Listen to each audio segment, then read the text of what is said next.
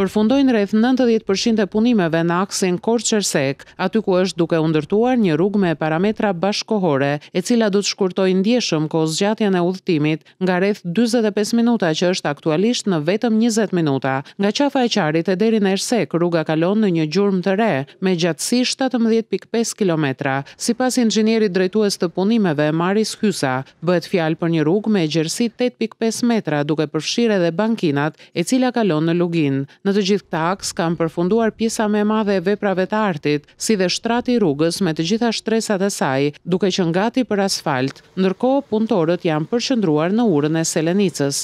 Ndodhemi në aksin rrugor Korçë-Ersek dhe pas meje është vepra më e madhe arkitekturore e të gjithë këtij aksi, ura e Selenicës, në të cilën kanë përfunduar rreth 75% e punimeve. Ura e Selenicës është 210 metra e gjatë dhe ka një lartësi prej 28 metrash. Në të aktualisht janë duke përfunduar kolonat e betonit dhe pritet të vjohet puna me shtratin e urës. Me përfundimin e segmentit të ri, distanca nga Korça në Ersek shkurtohet në 35 kilometra, po kështu aksi i ri do të ketë të gjithë elementët e nevojshëm që lidhen me sigurinë rrugore. Ndërtimi i tij do të nxjisë zhvillimin e mëtejshëm turistik të juglindjes së vendit, duke ofruar më pranë dy zona me mjaft potenciale, siç është Korça dhe Erseka.